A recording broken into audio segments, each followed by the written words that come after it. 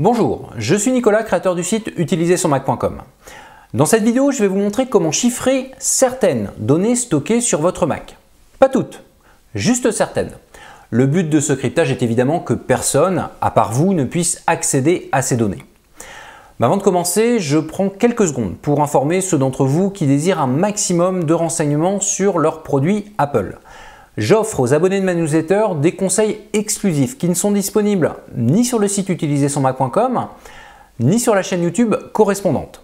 Pour s'abonner, c'est gratuit et c'est en cliquant ici que ça se passe.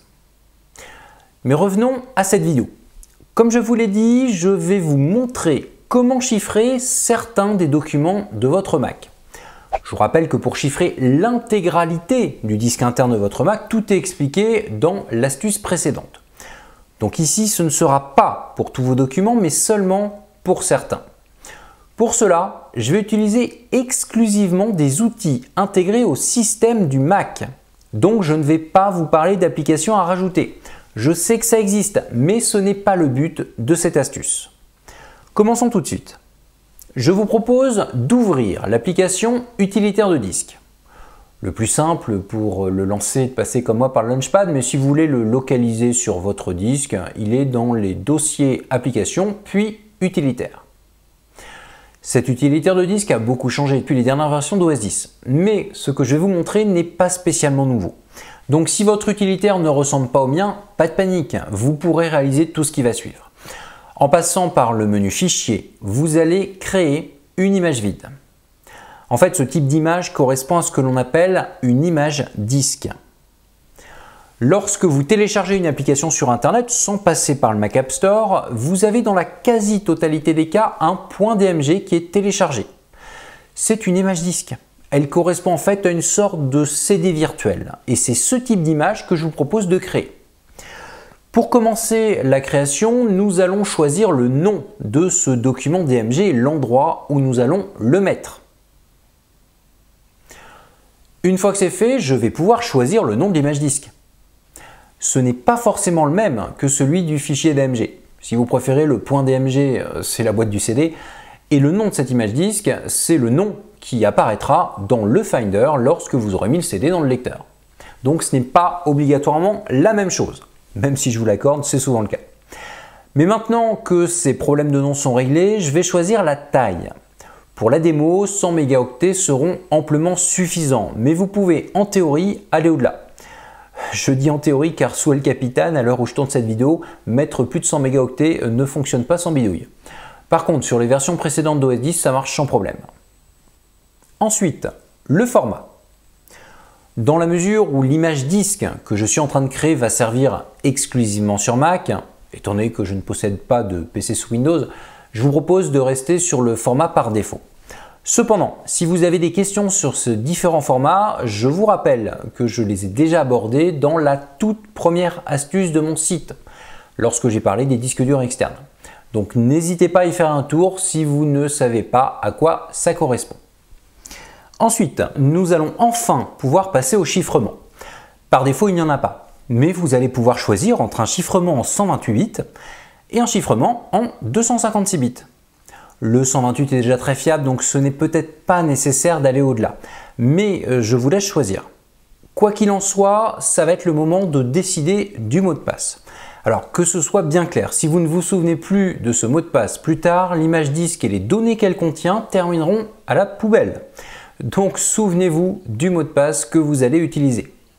Une fois que ce mot de passe est validé, je vous invite à ne pas toucher au format d'image et à enregistrer le tout. Suivant votre Mac, la création prendra plus ou moins de temps. Maintenant que c'est terminé, je peux quitter cet utilitaire de disque, je n'en ai plus besoin. Et je vous propose d'aller dans le dossier Documents pour retrouver ma nouvelle image disque. Je double-clique pour l'ouvrir et on me demande un mot de passe. Alors évidemment, si lorsque vous le rentrez, vous demandez à l'enregistrer dans votre trousseau d'accès, cela veut dire que sur votre Mac, dans votre session, n'importe qui pourra ouvrir le dossier puisque le mot de passe sera dans le trousseau et ne sera plus demandé. Par contre, si un autre utilisateur de votre Mac qui n'a pas accès à votre session essaye de l'ouvrir, il lui faudra le mot de passe. Bon, en gros, pour l'enregistrer ou non dans le trousseau d'accès, c'est à vous de voir qui se sert de votre session utilisateur. Mais vous avez compris l'intérêt. Vous avez sur votre Mac une image disque cryptée par un mot de passe. Image disque dans laquelle vous pourrez mettre ce que vous voulez dans la limite de sa taille. Et une fois rempli, n'oubliez pas de l'éjecter si vous laissez quelqu'un d'autre que vous accéder à votre session et que vous n'avez pas enregistré le mot de passe dans le trousseau d'accès. Je vais maintenant prendre 30 secondes pour préciser 2 ou 3 choses. La première, c'est qu'une image DMG est dédiée au monde Mac. La deuxième, c'est que si vous avez créé cette image sur un Mac qui tourne par exemple sur El Capitan, comme le mien, vous n'êtes pas lié à El Capitan pour l'ouvrir. Vous pouvez l'utiliser sur un système précédent. Mais si vous utilisez un système OS X très ancien, je ne vous garantis pas que votre image disque chiffrée s'ouvrira. Il y a des limites. Donc avant de mettre des données importantes dedans, vérifiez que les Macs sur lesquels vous l'enverrez peuvent l'ouvrir.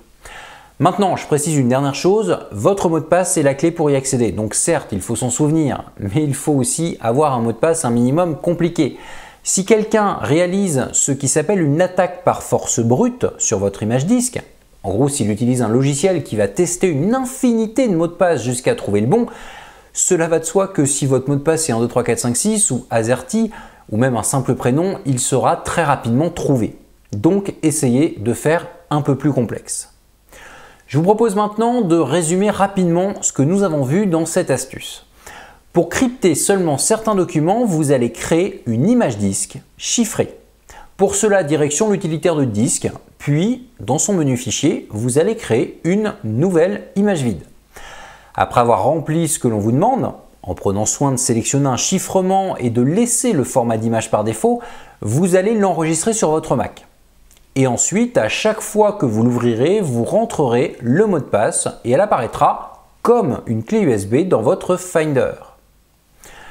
Cette vidéo est finie. Si elle vous a semblé intéressante, je vous invite à cliquer sur le bouton j'aime. Il est temps pour moi de vous donner rendez-vous dans une prochaine astuce dans laquelle je vous expliquerai comment faire lorsqu'une application de votre Mac est plantée. Concernant le cryptage, j'ai encore des choses à dire dessus, en l'occurrence comment chiffrer un disque dur externe ou une clé USB. Mais comme je sais que tout le monde n'est pas intéressé par ce sujet, je fais une petite pause dans les astuces liées justement au cryptage. Mais c'est promis, après celle dédiée aux applications plantées, j'aborderai le cryptage d'un disque externe. En attendant, vous pouvez me retrouver sur les réseaux sociaux et sur le site utilisersonmac.com pour voir ou revoir d'anciennes astuces ou tout simplement pour vous abonner à la newsletter. Et si vous regardez mes vidéos en passant par YouTube, vous pouvez également vous abonner à ma chaîne. Bien sûr, n'hésitez pas à partager cette vidéo avec le plus de monde possible. À très bientôt!